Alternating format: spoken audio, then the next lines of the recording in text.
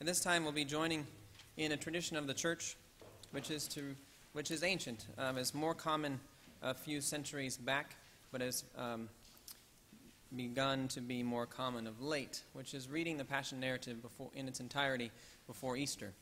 And this morning we'll read the Passion narrative according to the Gospel of Matthew, starting in Matthew chapter 26, verse 14.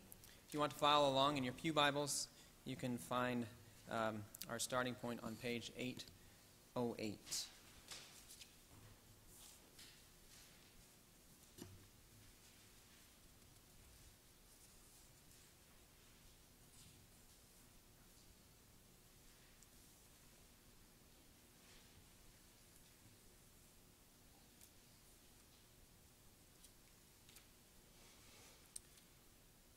Then one of the 12, who was called Judas Iscariot, went to the chief priests and said, "What will you give me if I betray him to you?" They paid him 30 pieces of silver, and from that moment he began to look for an opportunity to betray him. On the first day of unleavened bread, the disciples came to Jesus, saying, "Where do you want us to make the preparations for you to eat the Passover?" He said, "Go into the city to a certain man and say to him, 'The teacher says, my time is near. I will keep the Passover at your house with my disciples.'" So the disciples did as Jesus had directed them, and they prepared the Passover meal. When it was evening, he took his place with the 12, and while they were eating, he said, "Truly I tell you, one of you will betray me." And they became greatly distressed and began to say to him one after another, "Surely not I, Lord." He answered, "The one who has dipped his hand into the bowl with me will betray me. The Son of Man goes as it is written of him, but woe to that one by whom the Son of Man is betrayed. It would have been better for that one not to have been born." Judas, who betrayed him, said, "Surely not I, Rabbi." He replied, "You have said so." While they were eating, Jesus took a loaf of bread, and after blessing it, he broke it, gave it to the disciples, and said, "Take, eat, this is my body." Then he took a cup, and after giving thanks, he gave it to them, saying, "Drink from it, all of you, for this is my blood of the covenant, which is poured out for many for the forgiveness of sins. I tell you, I will never again drink of this fruit of the vine until that day when I drink it new with you in my Father's kingdom." When they had sung the hymn, they went out to the Mount of Olives. Then Jesus said to them, "You will all become deserters because of me this night, for it is written, 'I will strike the shepherd, and the sheep of the flock will be scattered.' But after I am raised up, I will go ahead of you to Galilee." Peter said to him, "Though all become deserters because of you, I will never desert you." Jesus said to him, "Truly I tell you, this very night before the cock crows, you will deny me 3 times. Peter said to him, "Even though I must die with you, I will not deny you." And so said all the disciples. Then Jesus went with them to a place called Gethsemane, and he said to his disciples, "Sit here while I go over there and pray." He took with him Peter and the 2 sons of Zebedee, and began to be grieved and agitated. Then he said to them, "I am deeply grieved, even to death. Remain here and stay awake with me." And going a little farther, he threw himself on the ground and prayed, "My Father, if it is possible, let this cup pass from me. Yet not what I want, but what you want." Then he came to the disciples and found them sleeping. And he said to Peter, "So, could you not stay awake with me 1 hour? Stay awake and pray that you may not come into the time of trial. The spirit indeed is willing, but the flesh is weak." Again he went away for the 2nd time and prayed, "My Father, if this cannot pass unless I drink it, your will be done." Again he came and found them sleeping, for their eyes were heavy. So, leaving them again, he went away and prayed for the 3rd time, saying the same words. Then he came to the disciples and said to them, "Are you still sleeping and taking your rest? See, the hour is at hand, and the Son of Man is betrayed into the hands of sinners. Get up, let us be going.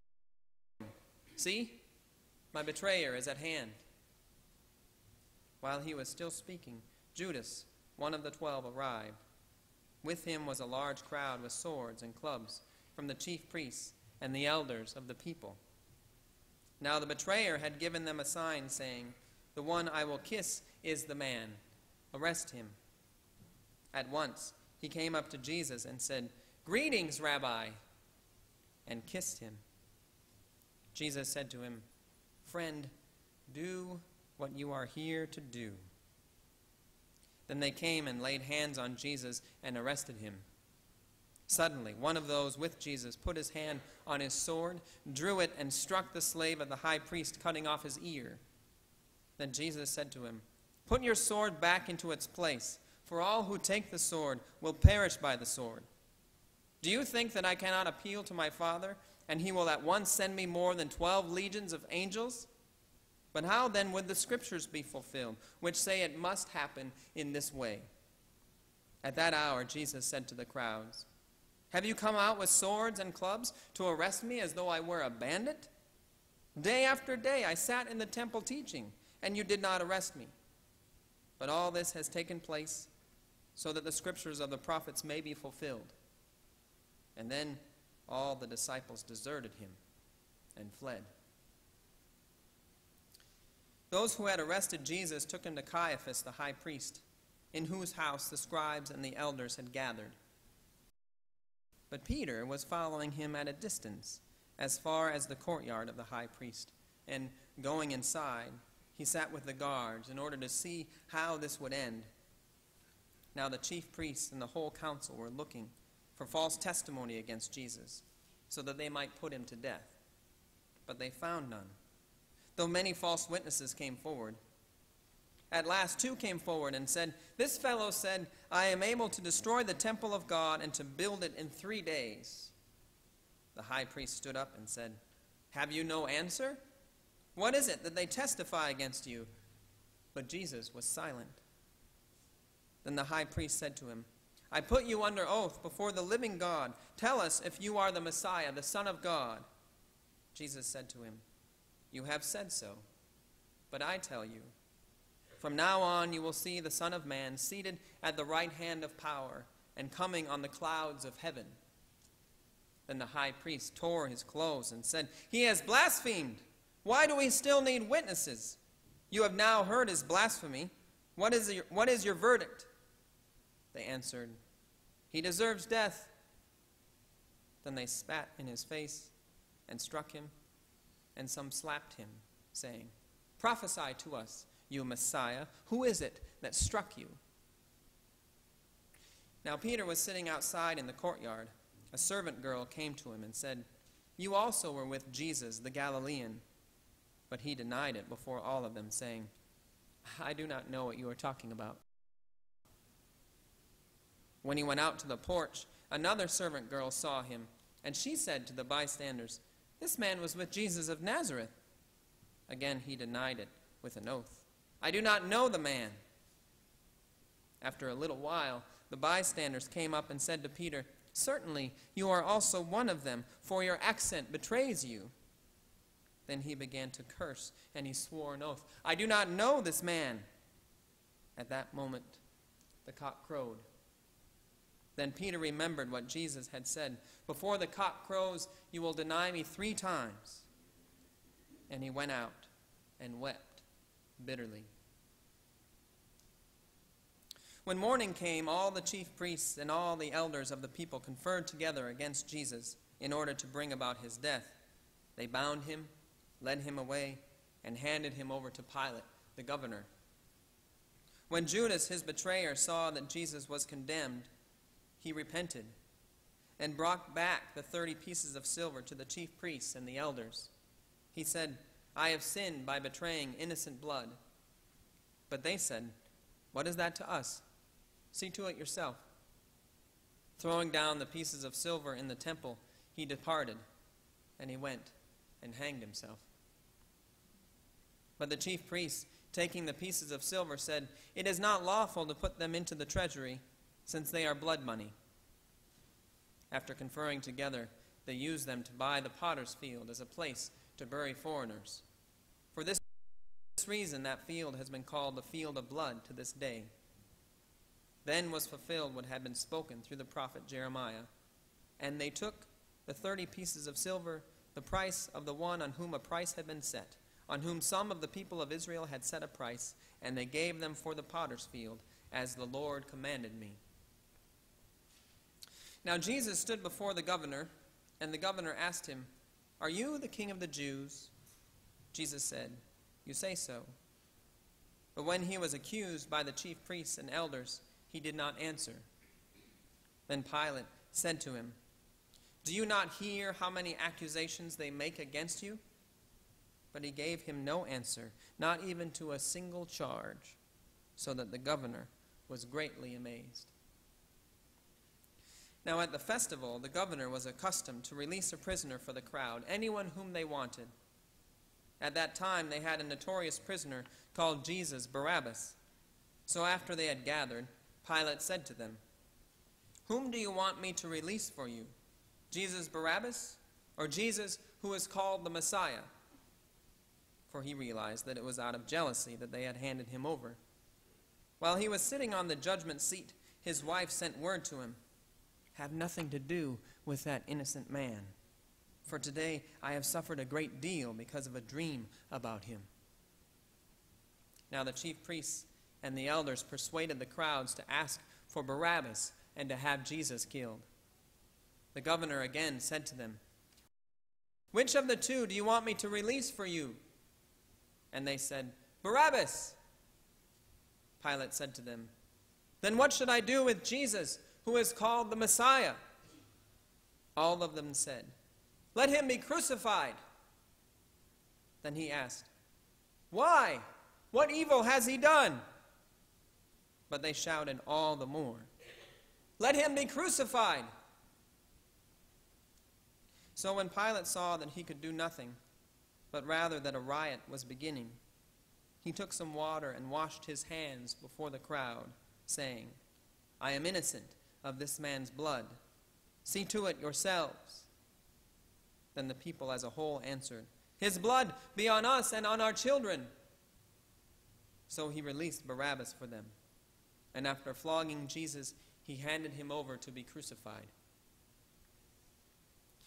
Then the soldiers of the governor took Jesus into the governor's headquarters, and they gathered the whole cohort around him. They stripped him and put a scarlet robe on him, and after twisting some thorns into a crown, they put it on his head. They put a reed in his right hand and knelt before him and mocked him, saying, "Hail, King of the Jews!" They spat on him and took the reed and struck him on the head.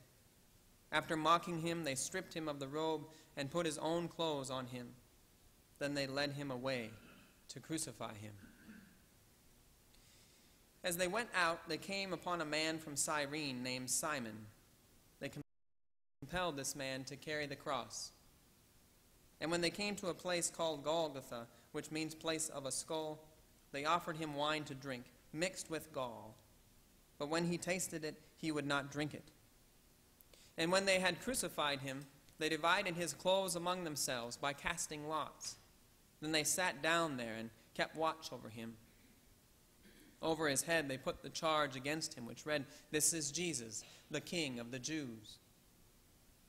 Then 2 bandits were crucified with him, one on his right and one on his left. Those who passed by derided him, shaking their heads and saying, "You who would destroy the temple and build it in 3 days, save yourself. If you are the Son of God, come down from the cross." In the same way, the chief priests also, along with the scribes and elders, were mocking him, saying, "He saved others. He cannot save himself. He is the King of Israel. Let him come down from the cross now, and we will believe in him. We trust in God. Let God deliver him now if he wants to, for he said, 'I am God's son.'" The bandits who were crucified with him also taunted him in the same way. From noon on, darkness came over the whole land until 3 in the afternoon. And about 3 o'clock, Jesus cried with a loud voice, "Eli, Eli, lema sabachthani?" That is, my God, why have you forsaken me?" When some of the bystanders heard it, they said, "This man is calling for Elijah." At once, one of them ran and got a sponge, filled it with sour wine, and put it on a stick, and gave it to him to drink. But the others said, "Wait, let us see whether Elijah will come to save him." Then Jesus cried again with a loud voice and breathed his last. At that moment, the curtain of the temple was torn in two from top to bottom. The earth shook, and the rocks were split. The tombs also were opened, and many bodies of the saints who had fallen asleep were raised. After his resurrection, they came out of the tombs and entered the holy city and appeared to many. Now, when the centurion and those with him who were keeping watch over Jesus saw the earthquake and what took place, they were terrified and said, "Truly this man was God's Son." Many women were also there, looking on from a distance. They had followed Jesus from Galilee and had provided for him. Among them were Mary Magdalene and Mary, the mother of James and Joseph, and the mother of the sons of Zebedee. When it was evening, there came a rich man from Arimathea named Joseph, who was also a disciple of Jesus. He went to Pilate and asked for the body of Jesus. Then Pilate ordered it to be given to him. So Joseph took the body and wrapped it in a clean linen cloth and laid it in his own new tomb, which he had hewn in the rock. He then rolled a great stone to the door of the tomb and went away. Mary Magdalene and the other Mary were there, sitting opposite the tomb. The next day, that is, after the day of preparation, the chief priests and the Pharisees gathered before Pilate and said, "Sir, we remember what that impostor said while he was still alive. 'After 3 days I will rise again.' Therefore, command the tomb to be made secure until the 3rd day. Otherwise, his disciples may go and steal him away and tell the people he has been raised from the dead. And the last deception would be worse than the first." Pilate said to them, "You have a guard of soldiers. Go, make it as secure as you can."